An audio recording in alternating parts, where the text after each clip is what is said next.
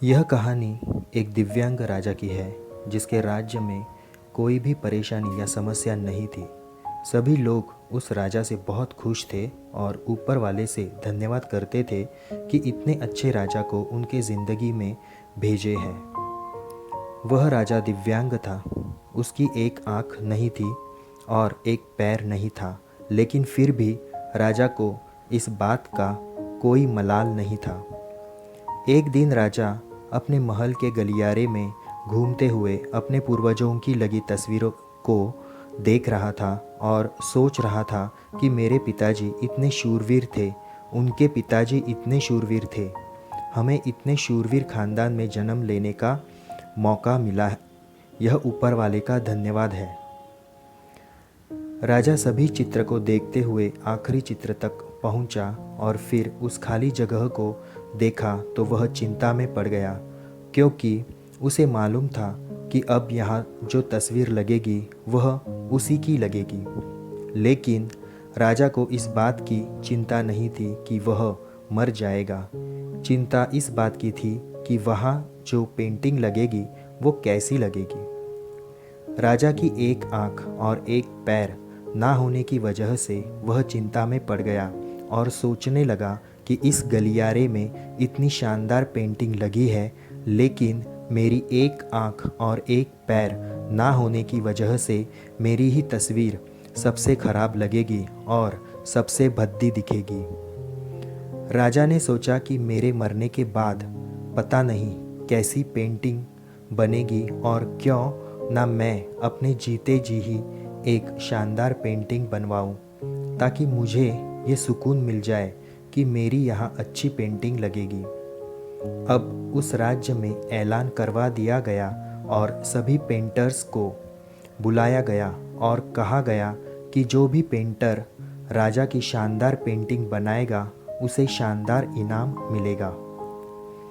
अब सभी पेंटर राज्य में आए और उन पेंटर को पता था कि अगर शानदार पेंटिंग बनेगी तो शानदार इनाम तो मिलेगा, लेकिन जिस राजा की एक आँख नहीं है, एक पैर नहीं है, उसकी शानदार पेंटिंग कैसे बनेगी।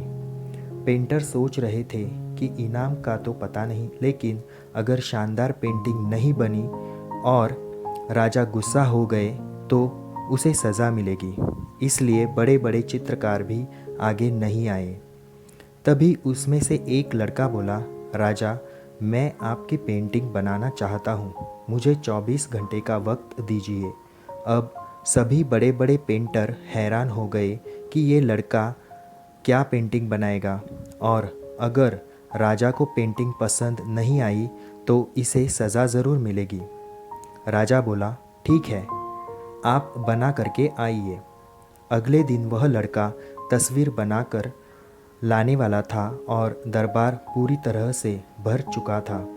लोग दूर दूर से ये देखने के लिए आए थे कि वह लड़का कैसा पेंटिंग बनाकर लाएगा। अब लड़का जब उस राजा की पेंटिंग बनाकर लाया तो लोग आश्चर्यचकित रह गए। सब लोग ज़ोर ज़ोर से तालियां बजाने लगे, सीटी बजाने लगे, और जब राजा ने उस पेंटिंग को देखा तो वह खुश हो गया और बोला कि वाह, इससे अच्छी पेंटिंग तो इस पूरे गलियारे में नहीं है। राजा ने उस लड़के को बहुत सारा इनाम दिया। अब आप सोच रहे होंगे कि उस राजा की क्या पेंटिंग बनी होगी, जिसकी एक आँख नहीं है और एक पैर नहीं है, कैसी पेंटिंग बनी होगी। उस तस्वीर में लड़के ने उस राजा को एक घोड़े पर सवार किया था। एक साइड से उस राजा का एक पैर दिख रहा था और राजा तीरंदाजी करते हुए निशाना लगा रहा था, और निशाना लगाते वक्त एक आँख बंद हो जाती है, और उस लड़के ने उस राजा की वही आँख बंद की थी जो राजा के पास नहीं थी। इस तरह से उस लड़के ने राजा को निशाना लगाते हुए घोड़े के ऊपर सवार दिखाया, जिससे एक आँख बंद और एक ही पैर दिखाया, और इतनी शानदार पेंटिंग बनाई थी कि वह अब तक की सबसे सर्वश्रेष्ठ पेंटिंग थी। उस लड़के के सामने भी चुनौती थी संकट था, लेकिन उसने सकारात्मक का साथ नहीं छोड़ा।